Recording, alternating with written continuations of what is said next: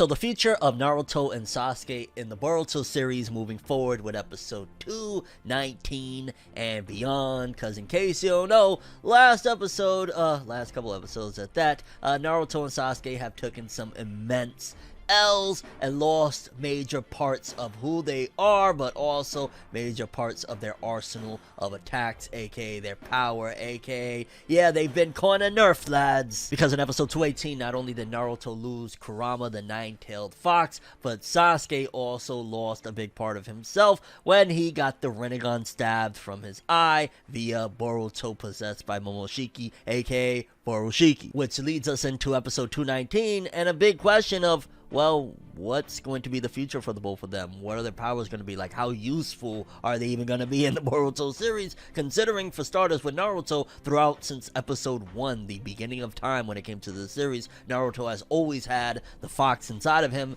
basically being a little bit of a buff for him. And Sasuke, well, the Rinnegan has been kind of more of a thing since, like, the end of Naruto that's given him a big power-up. But nevertheless, now he's one-eyed. He doesn't have two eyes, and he's had Sharingan for...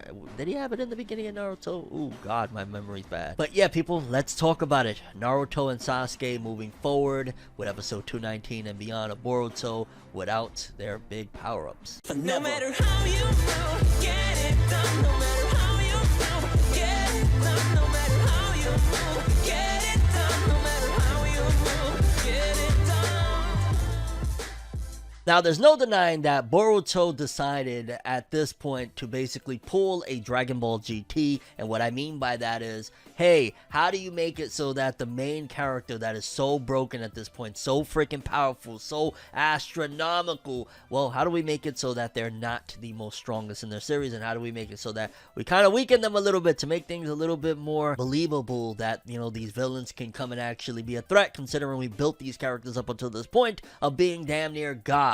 And with Dragon Ball in particular, with GT, they made Goku a kid so that way his body couldn't hold as much ki. It was a lot harder. He could only go back into an adult form in Super Saiyan 4, which was kind of like a little bit silly of like, wait a minute, so the spell that Shenron casted gets broken whenever he goes into Super Saiyan 4. But nevertheless, that was the trick that they used for Dragon Ball. With this one, they decided up to this point now that, okay, we're gonna rip out Kurama and rip out Sasuke's eye and call it a day. Boruto episode 219 started off with Boruto trying to figure out how to use his karma mark to get them back home. Eventually, after bickering a little bit with Kawaki and Kawaki kind of getting him a little pissed off, ultimately he's able to bring them back to Konoha. And it's kind of crazy as well, on a side note, that Boruto has become a celebrity now in Konoha. He's actually getting the reverse treatment of what he got in the beginning of the series, because remember, he was hated for a while. He was the kid that was the spoiled brat of the Hokage that got caught cheating and was just basically looked at as scum throughout the village, and now he's essentially going to be a hero, because facts aside, aka the facts are getting smudged, you know, to kind of not worry the citizens. Ultimately, now Boruto is being looked at as the hero of Konohagakure, which,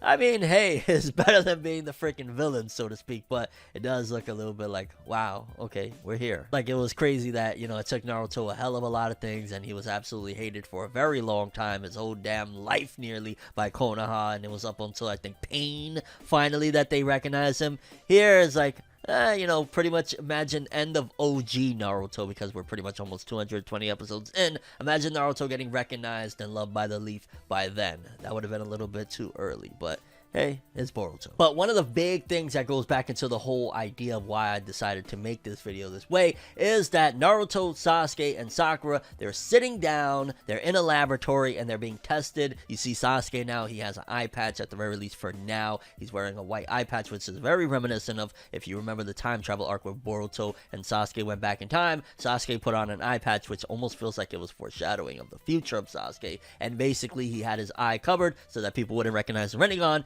And at the very least in this one, he has an eye patch on. But also Naruto is talking there, and he's kind of giving a little insight into how he's feeling. And he doesn't even look that well. Just looking at him, he kind of looks like he's in pain, not only mentally and emotionally, but possibly physically as well. Because you got to think, like, a giant mass from his body has just been ripped out. And he even says, I feel empty. But I think he meant that in multiple layers. Like, yeah, I feel empty. Like, you know, this massive chakra is no longer there. But also, he probably feels, you know, emotionally empty. Like, yo, something that's been with me since I was little is now gone. And I'll be honest with you, one of the things that popped into my mind with this one, and I think this is where we're going to go at the very least with the Boruto anime. I don't know if the manga will ever reference it at this point, but it was something from the novels. I think we're going to go into the point where, and possibly they're going to have to switch some things, because I think Naruto had Kurama in him when this story was told. However, I think that they're going to use the plot line from the novels where Naruto was sick and dying from an illness, a chakra-related illness at that, and I think that this would be the perfect opportunity to do that. So the future for Naruto, as it stands right now, is possibly going to be that he might get that illness, and since we're already kind of very close with the manga, we're about, what, 7 chapters at this particular point between the manga and the anime, they might use this opportunity to do some anime original quote-unquote stories, and some of those would be great to adapt the novels, opposed to going straight into, you know, catching all the way up with the manga, which they're not going to do. They're probably going to want to use different stories, and that would be a great plot line, and it kind of looks that way because the future for Naruto and Sasuke moving forward in Boruto is they're not going to be as important, in my opinion, as they were, like, in the battle against Ishiki Otsutsuki. You gotta think about it, like, this was, you know, one big climax in Boruto thus far, and Naruto and Sasuke, as helpful as they were, because at the end of the day they wouldn't have been able to take out Ishiki, the Baryon mode, you know, knocking Ishiki senseless and wiping out 2 days damn near of his life, was thanks to Naruto. However, they did struggle throughout these last couple battles. First of all, the battle against Jigen, they absolutely got molly-whopped and hit the hell up. It was like, whoa, they really got their tails kicked, you know what I'm saying? And then the second battle, they got even worse, and it was only thanks to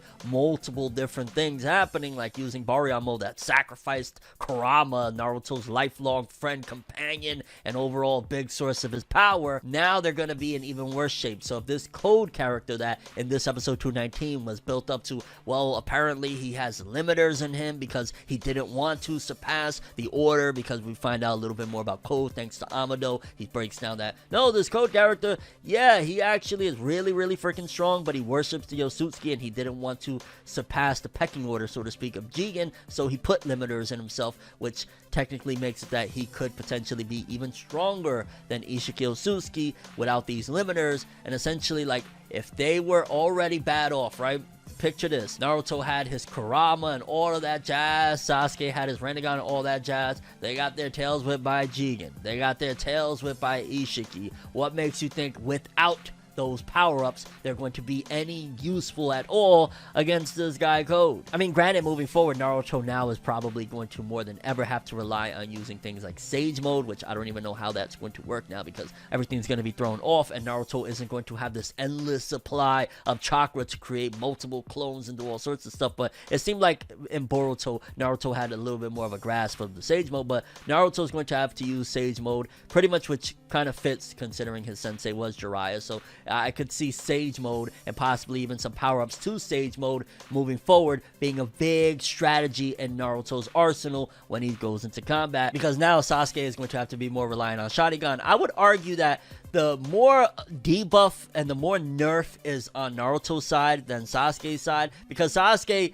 he's been using his Sharingan since he was a little kid. So, like, yes, having only one eye is going to definitely cripple him, but half the time Sasuke walks around with his eye, his Rinnegan being covered, because it's so draining of his chakra. How we always, you know, make the joke that Sasuke is out of chakra, oh cow, he's drained again, people. Like, yeah, he's kind of already been not using the Rinnegan that much anyways. It just was a great thing about teleportation and, you know, doing certain aspects of that has been useful for him. But ultimately, I feel like Sasuke, while he is crippled now as well, it's nowhere near as bad as Naruto losing probably 75% to 85% of his chakra thanks to Kurama not being there, also not having this invulnerability, this quick healing. Remember when Naruto got stabbed through by swords by freaking Shin just not that long ago in Boruto? He was able to heal very quickly. That's not going to happen anymore. So definitely between the two of them, I feel like Naruto is going to be in worse shape. On top of the fact that if that illness, that chakra illness, starts to plague him, it's going to be really bad moving forward for both of them, but especially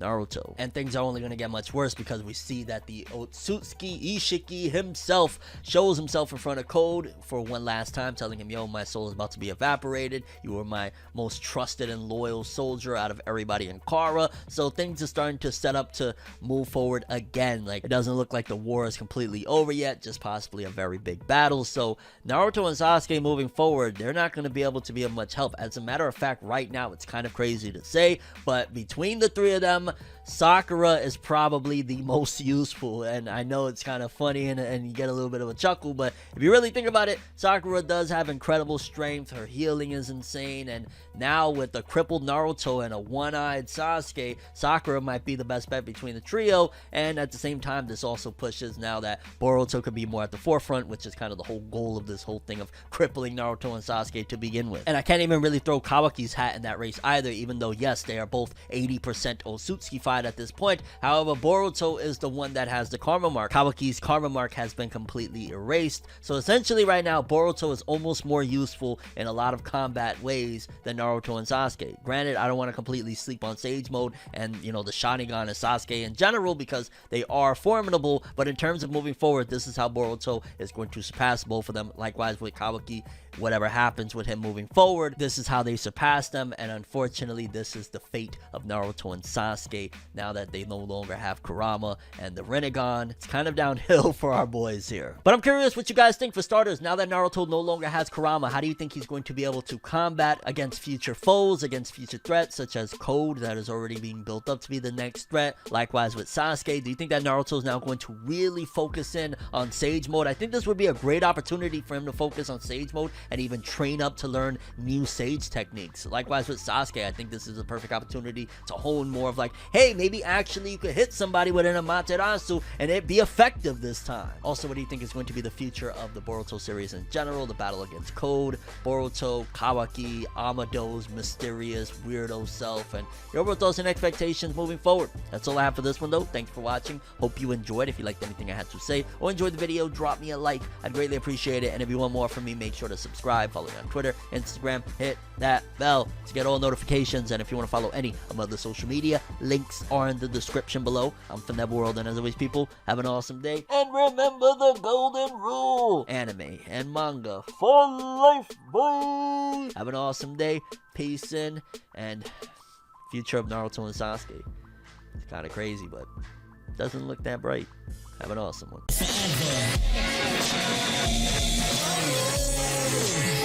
You